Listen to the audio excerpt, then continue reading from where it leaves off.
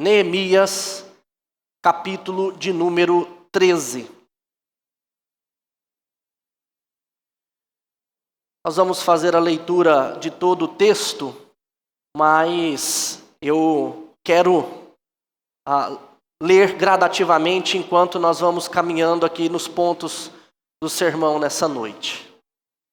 Tem uma historinha que se conta de uma escola, um aluno que sempre falava errado, né? Ele falava não cabeu. Professor, não cabeu, né? Professor, não cabeu. E o professor sempre corrigindo ele, mas nunca resolvia. E aí teve um dia que o professor pegou lá então uma folha e disse para ele: olha, agora você vai aprender a falar não coube. E você vai escrever 1000 vezes não coube nessa folha.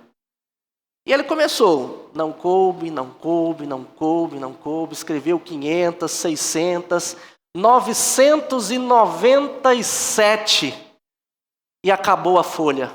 Ele levantou e disse para o professor: professor, não cabeu. Por que eu estou falando isso, meus irmãos? Porque muitas vezes é o que acontece conosco. Nós aprendemos, ouvimos, mas não transformamos a nossa vida. Não mudamos o nosso coração. E pastor de igreja vê muito isso. Ele fala e muitas vezes os irmãos continuam caindo nos mesmos erros. E isso tem a ver com a mensagem dessa noite. Antes de lermos o texto e falarmos dessa mensagem, eu quero fazer uma recapitulação do livro de Neemias, uma contextualização do livro de Neemias para vocês entenderem. Neemias e Esdras eram um livro só. Um livro só. E conta a história do povo voltando da Babilônia e restaurando a cidade de Jerusalém. Começa com Zorobabel, que veio primeiro e reconstruiu parte do templo, edificou novamente o altar do sacrifício. Depois vem Esdras e faz uma reforma ali, uma reforma espiritual, lendo a lei, falando para o povo mudar. Depois disso vem Neemias. E Neemias faz uma reforma política, procura reconstruir o muro, ele reconstrói os muros de Jerusalém. E é interessante, meus irmãos, que a partir do capítulo de número 8, nós vemos primeiro a lei sendo lida, o povo chorando porque entende a lei, vê que eles estavam errados. Aí vem Neemias e diz, olha, Esdras diz, não é momento da gente chorar, agora é momento da gente glorificar, porque agora nós sabemos e é momento de festa. Então eles têm a festa do tabernáculo, festa dos tabernáculos, onde eles habitavam durante uma semana em tendas, lembrando da presença de Deus no deserto com eles, de como Deus habitava no meio deles. E depois disso, tem a aliança feita novamente com eles, e eles dizendo, nós vamos cumprir a lei, nós vamos cumprir a lei. E se Neemias terminasse aí no capítulo 11 ou 12, seria algo fantástico que o povo de Deus agora cumpriria a lei novamente. Mas aí vem o capítulo 13, que Neemias, depois de 10 anos em Jerusalém, ele volta, vai lá para o rei Artaxerxes, que tinha mandado ele ir para lá, tinha permitido que ele voltasse para Jerusalém. E um período que ele está lá, quando ele volta, o povo cai de novo. O povo já tinha caído novamente nos mesmos pecados que havia sido corrigido. Sabe por que isso, meus irmãos? Porque a reforma na nossa vida, ela tem que ser no nosso coração. Não adianta nós criarmos leis e estabelecermos planos e assinarmos contratos. Se o nosso coração não for transformado, nós vamos continuar incorrendo nos mesmos erros. Quando a reforma precisa ser no coração, é isso que eu quero tratar com os irmãos nessa noite. O texto ele nos mostra a necessidade de uma profunda restauração em várias áreas da nossa vida. A restauração na área da adoração, a restauração na área do nosso tempo com Deus, e a restauração do nosso lar. É sobre essas coisas que eu quero falar com vocês nessa noite. Vamos ler então o texto, começando no versículo de número 1 e indo até o versículo de número 14 por enquanto. Diz assim: Naquele dia se leu para todo o povo o livro de Moisés. Achou-se escrito que os amonitas e os moabitas não entrassem jamais na congregação de Deus. Porquanto não tinham saído ao encontro dos filhos de Israel com pão e água. Antes, assalariaram contra eles Balaão para os amaldiçoar. Mas o povo de Deus converteu a maldição em bênção. Ouvindo eles, o povo, esta lei, apartaram de Israel todo o elemento misto. Teve uma época que o povo estava atravessando o deserto. Os amonitas e os moabitas não ajudaram o povo de Deus. Pelo contrário, chamaram um profeta lá, Balaão, para amaldiçoar o povo de Deus. Mas Deus transformou essa maldição em bênção. Então, eles não deveriam fazer parte do povo de Deus. Ora, antes deles lerem essa lei, Eliasibe, sacerdote, encarregado da câmara da casa do nosso Deus, se tinha aparentado com Tobias. Tobias era amonita. Eles não deveriam fazer parte lá de Israel, ele era amonita. E fizeram para este uma câmara grande. A câmara era um lugar onde eles ficavam e onde os donativos, os dízimos, todas as coisas eram levados para a casa do Senhor. Eliasibe pegou e fez uma câmara para Tobias, o amonita, dentro do templo do Senhor. E olha o que o texto diz. Onde dantes se depositavam as ofertas de manjares, o incenso, os utensílios e os dízimos dos cereais, do vinho e do azeite, que se ordenaram para os levitas, cantores e porteiros, como também contribuições para os sacerdotes. Mas quando isso aconteceu, não estive em Jerusalém, porque no 32º ano de Artaxerxes, rei da Babilônia, eu fora ter com ele. Ou seja, isso tudo aconteceu no período em que Neemias deixou a cidade de Jerusalém e voltou lá para a Babilônia. O pouco tempo que Neemias ficou lá, o povo se corrompeu. Então soube do mal que Eliasibe fizera para beneficiar Tobias, fazendo-lhe uma câmara nos pátios da casa de Deus. Isso muito me indignou, a tal ponto que atirei todos os móveis da casa de Tobias fora da câmara. Então ordenei que se purificasse as câmaras e tornei a trazer para ali os utensílios da casa de Deus, como as ofertas de manjares e o incenso.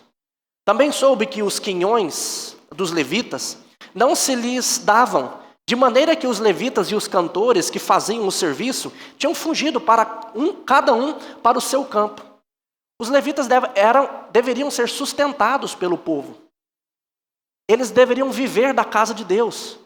Mas o povo não levava os dízimos, não entregavam suas ofertas. A tal ponto que os levitas tiveram que fugir para os seus campos para se sustentarem. Porque não conseguiam viver do templo, para adoração a Deus. O culto foi levado ao fim por conta que o povo não contribuía. Então contendi com os magistrados e disse: por que se desamparou a casa de Deus? Ajuntai os levitas e os cantores e os restituí a seus postos. Então todo Judá trouxe os dízimos dos cereais, do vinho e do azeite aos depósitos. Por tesouro dos depósitos pus Selemias, o sacerdote, Zadok, o escrivão, e dentre os levitas, Pedaías, como assistente deles, Anã, filho de Zacur, filho de Matanias, porque foram achados fiéis, e se lhes encarregou que repartissem as porções para os seus irmãos. Por isso, Deus meu, lembra-te de mim e não apagues as beneficências que eu fiz à casa de Deus e para o seu serviço.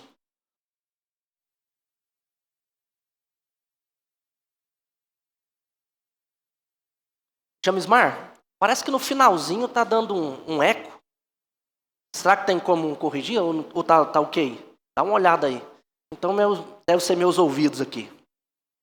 Bom, meus irmãos, como eu disse para vocês, a primeira coisa que nós precisamos ver aqui é a necessidade de restauração da adoração. Preste atenção.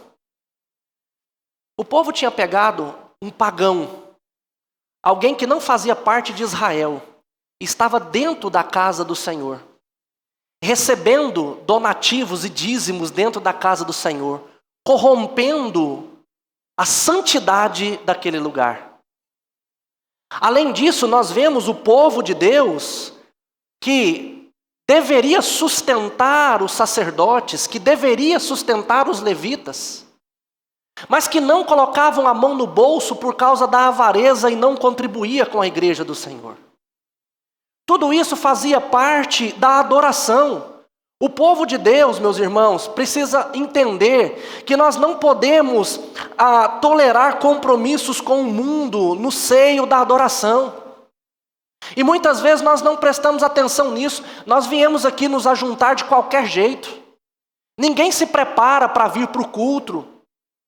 Às vezes as pessoas, vocês ficam em casa pensando em mil e uma coisa, de repente está na hora de, nossa, estou atrasado, vamos embora, corre para a igreja e vem de qualquer jeito. Muitos de nós não nos importamos com os pecados da nossa vida, nós os suportamos o tempo inteiro e trazemos eles para o momento da adoração. O Senhor nos ensina o que é sinal de gratidão, que é dizimarmos e ofertarmos, mas muitos de nós ainda insistimos em reter aquilo que é devido a Deus, por conta da nossa gratidão a Ele. E arrumamos mil e uma desculpas para não sustentarmos a casa do Senhor, para não agradecermos a Deus com tudo aquilo que nós temos, e inclusive com dízimos e ofertas. E meus irmãos, Neemias lutou contra isso. E bastou ele sair um pouco de Israel e voltar lá para Babilônia. Quando ele retorna a Israel, o povo já tinha esquecido de tudo que eles tinham ensinado. Mais uma vez, o povo descumpre as promessas que haviam feito a Deus e estavam corrompendo o culto ao Senhor. Quantas vezes nós aqui, muitas vezes, as pessoas não têm reverência com a palavra de Deus. Muitos ficam mexendo no telefone, sai e entra toda hora. Não é esse lugar que é santo, não são essas 4 paredes que são santas, mas é o nosso ajuntamento. É o momento que nós nos reunimos para glorificar a Deus e adorar um Deus que nos sustenta durante toda a semana. Quem cuida de nós durante todos os momentos é o Deus que nós servimos. Mas acaba que as preocupações do dia a dia nos impedem de ter um momento só com Deus orando a Ele. Nós precisamos rever as prioridades da nossa vida. E a adoração tem que ser uma delas. Meus irmãos, não fiquem faltando culto a Deus por conta de outras coisas, não. O Deus que você serve é santo. O Deus que você serve diz para você congregar e não deixar de fazer isso. Mas se vocês insistirem em não fazer, nós vamos incorrer, todos nós, nos mesmos erros de Israel, e nós vamos sofrer consequências como Israel também sofreu. Nós precisamos purificar a nossa adoração, priorizar a nossa adoração a Deus, porque quando nós fizermos isso, com certeza nós estaremos mais próximos dele. Quando a gente lê o livro de Malaquias, a gente quase chora, porque ali o povo estava indo adorar a Deus, mas Deus diz assim, olha, era melhor se fechasse a porta, se tivesse alguém que fechasse as portas e trancasse, para vocês não virem aqui me adorar, porque eu não tenho prazer na adoração de vocês. Imagina Deus dizendo isso para nós.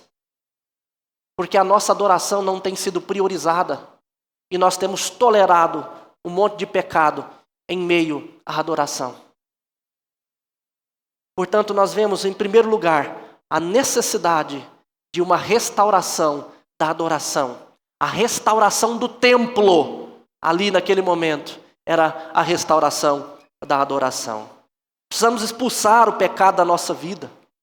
Nós precisamos ter zelo por esses momentos, pela casa de Deus, pela adoração ao Senhor. Nós somos o templo do Senhor quando estamos reunidos. É templo de Deus. Como eu disse, não são as quatro paredes, somos nós. E nós precisamos cuidar uns dos outros. Precisamos estar juntos sempre em adoração ao nosso Deus. Mas em segundo lugar, quando nós vemos a profanação do sábado e o retorno à obediência disso, é a restauração do nosso tempo a Deus. Restauração do nosso tempo a Deus. Veja o versículo de número 15. Naqueles dias, vi em Judá os que pisavam lagares ao sábado e trazia trigo que carregavam sobre jumentos, como também vinho, uvas e figos e toda sorte de cargas que traziam a Jerusalém no dia de sábado. E protestei contra eles por venderem mantimentos nesse dia.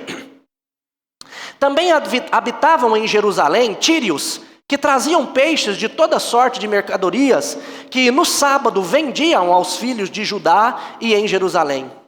Contendi com os nobres de Judá e lhes disse: que mal é este que fazeis profanando o dia de sábado? Acaso não fizeram vossos pais assim, e não trouxe o nosso Deus todo este mal sobre nós e sobre esta cidade?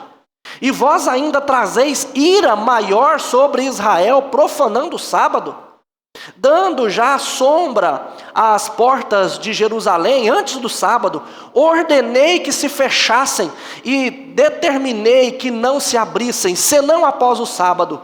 Às portas coloquei alguns dos meus moços, para que nenhuma carga entrasse no dia de sábado.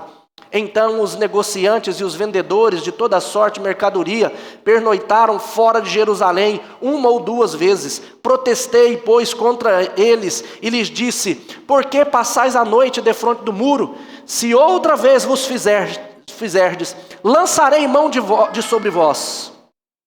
Daí em diante não tornaram a vir no sábado. Também mandei os levitas que purificassem e viessem guardar as portas para santificar o dia de sábado. Também nisto, Deus meu, lembra-te de mim e perdoa-me segundo a abundância da tua misericórdia. Meus irmãos, eu já ensinei muito para a igreja a respeito da guarda do domingo. Quando o Senhor criou os céus e a terra e fez o homem, ele fez em 6 dias. No 7º dia, ele descansou e santificou aquele dia, e disse isso ao homem: 6 dias trabalharás, mas no 7º descansarás. O judeu guardava o sábado, porque foi ordenado essa lei. Mas a lei cerimonial dos judeus, nós não a seguimos mais. Mas o princípio permanece. O princípio de quê? Trabalhar 6 dias e 1 dia descansar. E os cristãos passaram a guardar o domingo porque foi o dia que o nosso Senhor Jesus ressuscitou.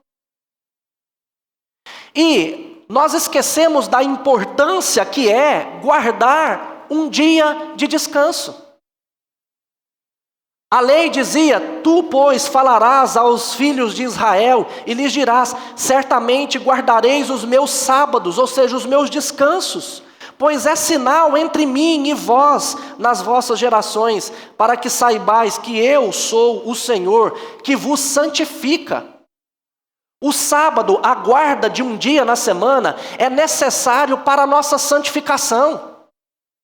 O dia de descanso é o dia que a gente vai deixar de fazer as coisas que são lícitas nos 6 outros dias e guardar esse dia para descansar dessas obras e nos preparar para o culto. Ler a Bíblia em casa, orar uns com os outros, estarmos juntos em família. É tempo de investir na nossa vida, porque é assim que o Senhor vai nos santificar. Ezequiel 20 diz: santificai os meus sábados, pois servirão de sinal entre mim e vós, para que saibais que eu sou o Senhor vosso Deus. Mas embora a gente ensine, pregue e fale, muitos ainda insistem em trabalhar 7 dias por semana e não dedicar e não santificar um dia para o Senhor.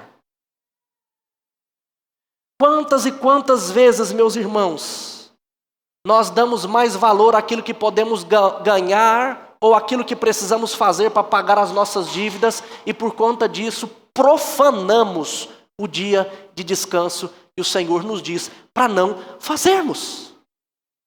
O povo trabalhava e comprava no sábado e violava a lei do Senhor. Meu irmão, a santidade do templo de adoração foi trocado pela busca do lucro. E isso tem acontecido nos nossos dias.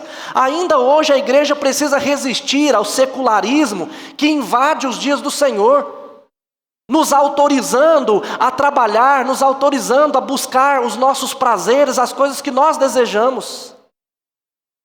Se nós não santificarmos um dia para o Senhor, a nossa vida vai por água abaixo, nós nos afastamos de Deus, a nossa família vai de mal a pior.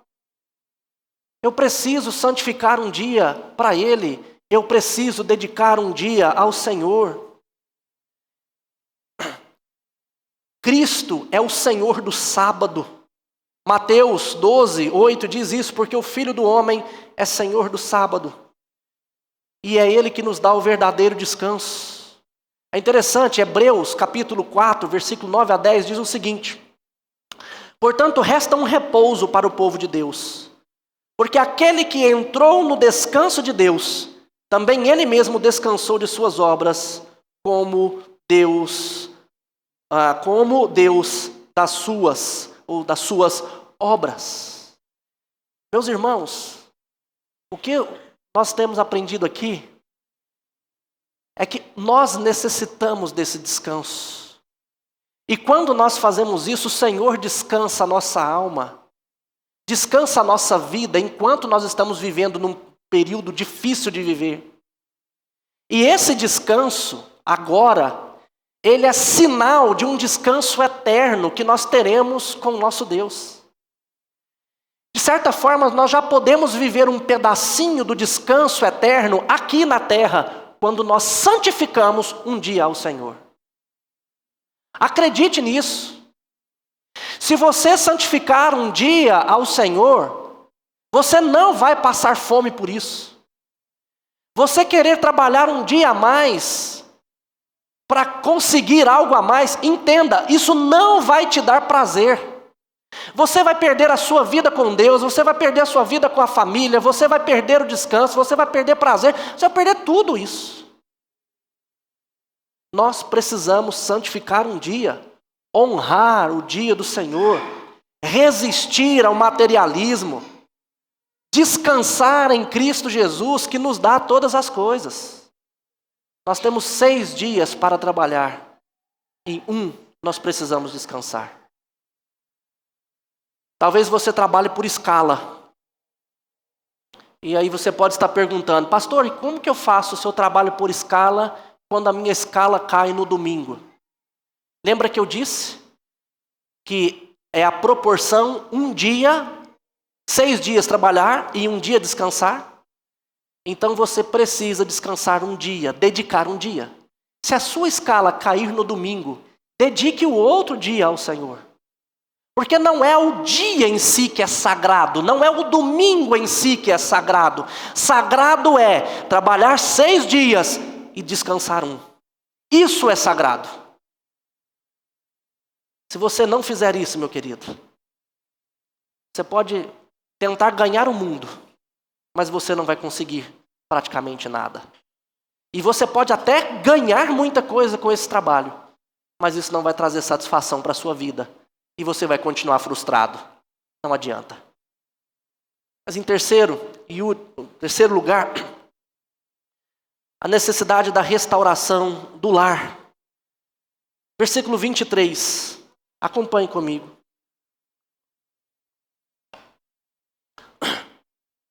Vi também naqueles dias que judeus haviam casado com mulheres asdoditas, amonitas e moabitas. Seus filhos falavam meio asdodita e não sabiam falar judaico, mas a língua de seu respectivo povo.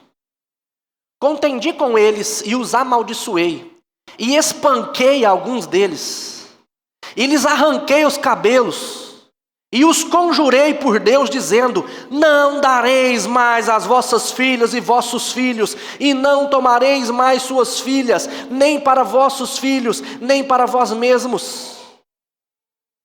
E aí Neemias vai lembrar o povo: não pecou nisto Salomão, rei de Israel? Todavia, entre muitas nações, não havia rei semelhante a ele, e ele era amado do Senhor. E Deus o constituiu rei sobre todo Israel. Não obstante isso, as mulheres estrangeiras o fizeram cair no pecado. Dar-vos-íamos nós ouvidos para fazermos todo este grande mal?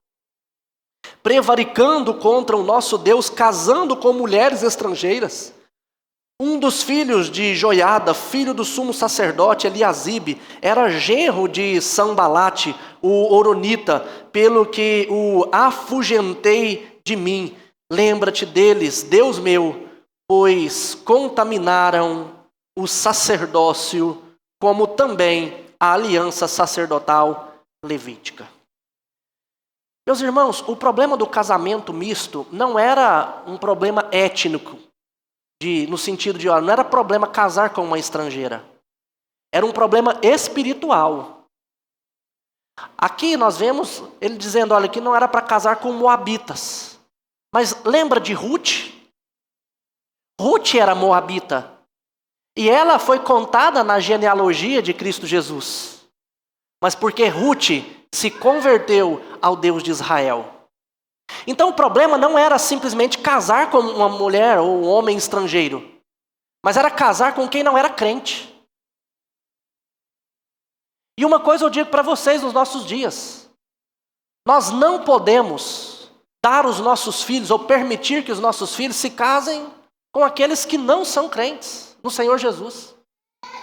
Pastor, mas eu conheço um namoro missionário que deu certo. E eu te dou 10, 15, 20, 30, 40, 50 exemplos que não deu. Mas eu poderia dizer o contrário. Um exemplo que não deu certo e 10, 20, 30, 40, 50 que deu. Deus diz, não façam isso. Isso basta para nós. E estava acontecendo grandes problemas em Israel por conta disso. Os filhos estavam deixando de cultuar ao Senhor corretamente. Malaquias também vai tratar sobre isso. Meus irmãos, Salomão, no final da sua vida, morreu idólatra por conta das mulheres que perverteram seu coração porque não eram de Israel. E aqui nós vemos Neemias clamar uma restauração no lar. Esse era um problema lá e continua sendo problema hoje. Mas não é só desse problema que nós precisamos de restauração, não, meus irmãos. Nós precisamos de uma restauração mais profunda em todas as áreas da nossa vida familiar. Eu tenho dito muito que os homens não têm assumido seu papel dentro de casa, orando por suas esposas, com seus filhos e com a sua esposa, orando por eles e com eles. Homens que não têm compromisso com Deus, aprendendo a Escritura para poder falar com os seus. Homens que têm sido péssimo exemplo de homem, como a Escritura diz que nós precisamos ser. Em Efésios capítulo 5, versículo 25 a 27. Paulo vai dizer como que o homem deve ser em casa, porque ele deve espelhar ou representar o relacionamento de Cristo com a igreja. E ele deve ser alguém que ama a sua esposa, se entregando por ela, a santificando pela palavra, pela leitura dela. É isso que ele precisa ser. Os nossos lares precisam ter homens que assumam o seu papel de educar os filhos e criar os filhos nos caminhos do Senhor. Efésios capítulo 6 nos ensina sobre isso também. E muitos pais têm deixado de lado isso.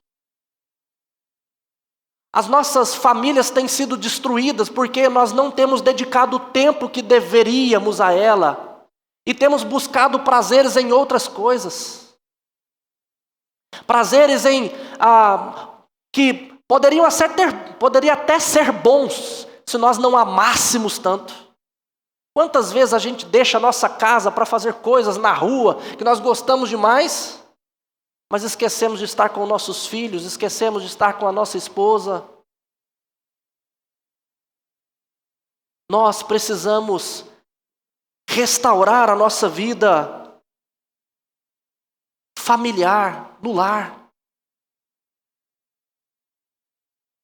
Nós precisamos levar o nosso casamento sob o ensino de Cristo Jesus.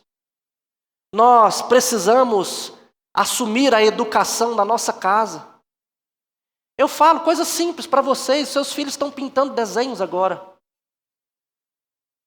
Desenhos que têm a ver com isso, Neemias reconstruindo os muros de Jerusalém. E nós vemos aqui o povo abandonando, nós vemos que a necessidade de uma restauração no lar. E eu pergunto a vocês, quantos de vocês que trabalham isso durante a semana com seus filhos? Não precisa levantar a mão não, mas pensa aí, com você mesmo. Quantos de vocês têm feito isso durante a semana?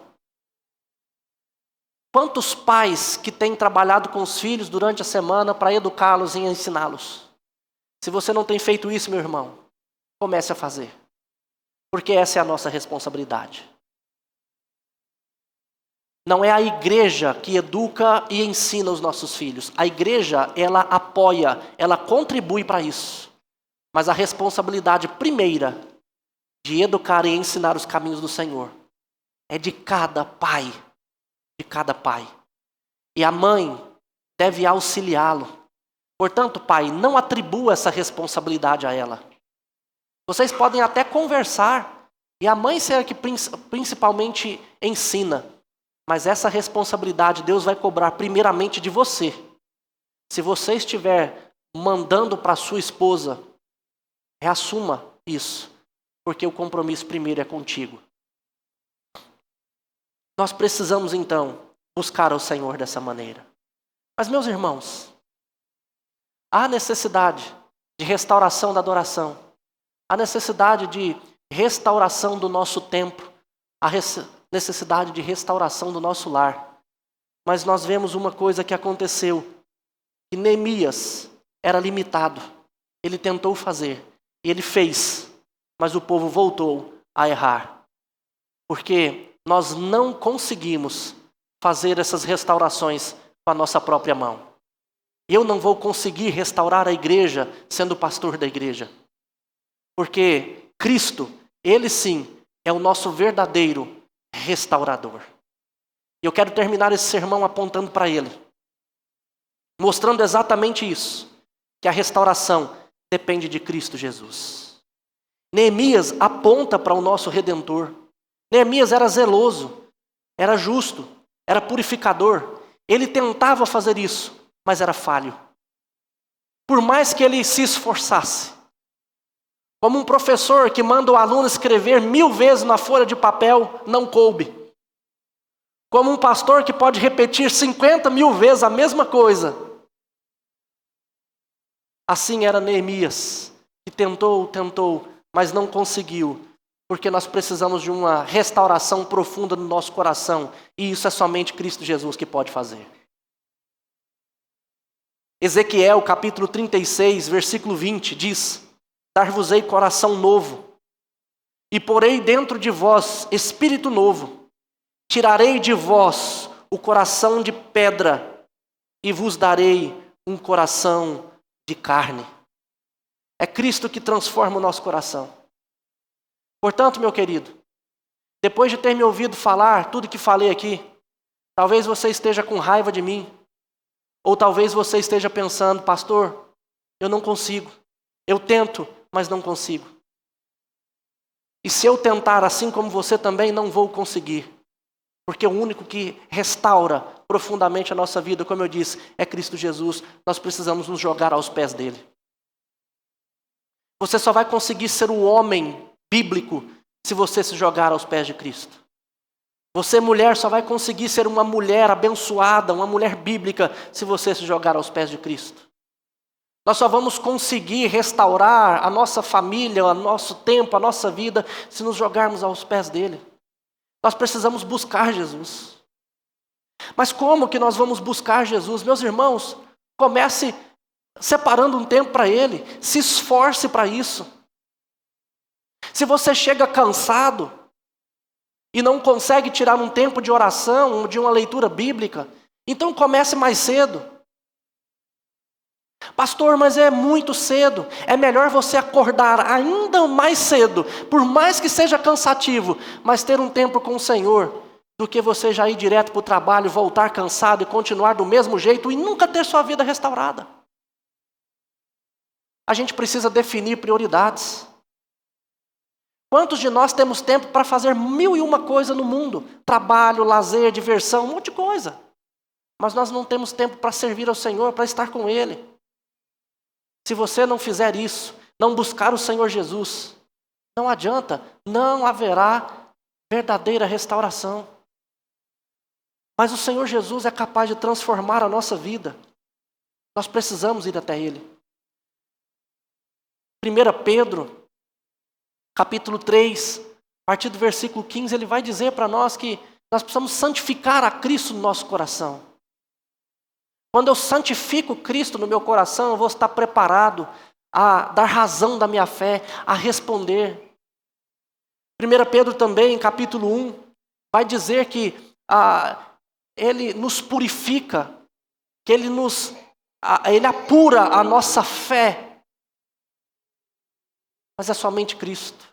Nós precisamos ir até Ele. Portanto, meu irmão, se você necessita de restauração da sua vida, de restauração do seu tempo, de restauração da tua casa, comece fazendo isso. Dedique o domingo ao Senhor.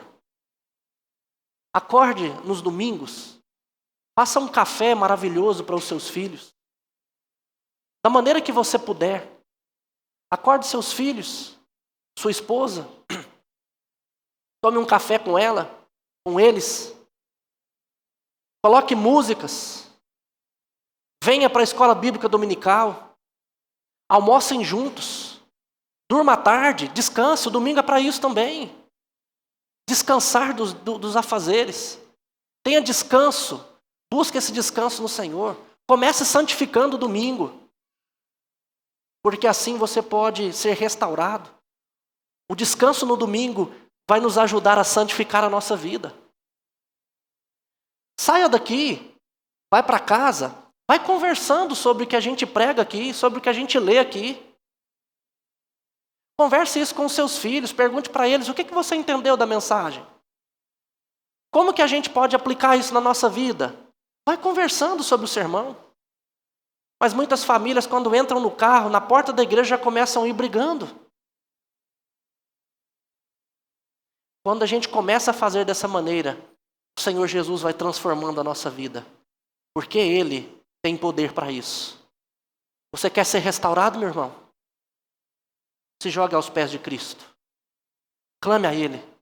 Jejue, ora, busca. Porque com certeza, Ele vai ser o restaurador da sua vida. Em nome dEle. Nós vamos orar. Coloquemos de pé. Deus, obrigado, Pai, pela Tua palavra mais uma vez pregada. Senhor, nós sabemos a nossa limitação. E por isso pedimos ao Senhor, ó Pai, que tenha misericórdia de nós. Assim como Neemias, que disse, lembra de mim, ó Deus, de maneira misericordiosa, lembre de nós, ó Pai. Porque precisamos de restauração do nosso tempo, da nossa adoração, do nosso lar. E por isso nós clamamos a Ti, restaura o nosso viver. Nos dê prazer de estar na Tua casa. Nos dê prazer de ler a Tua palavra, de orar ao Senhor. Nos dê prazer de estar uns com os outros, ó Pai. Nos dê prazer de descansar no dia santificado ao Senhor, para que assim a gente possa desfrutar melhor das bênçãos do Senhor aqui nessa vida. E agora, irmãos, que a graça do nosso Senhor e Salvador Jesus Cristo, Filho, e que o amor de Deus o Pai, e que a eterna comunhão do Espírito Santo repouse sobre vós hoje e para todo sempre. Amém. Amém. A igreja pode se assentar.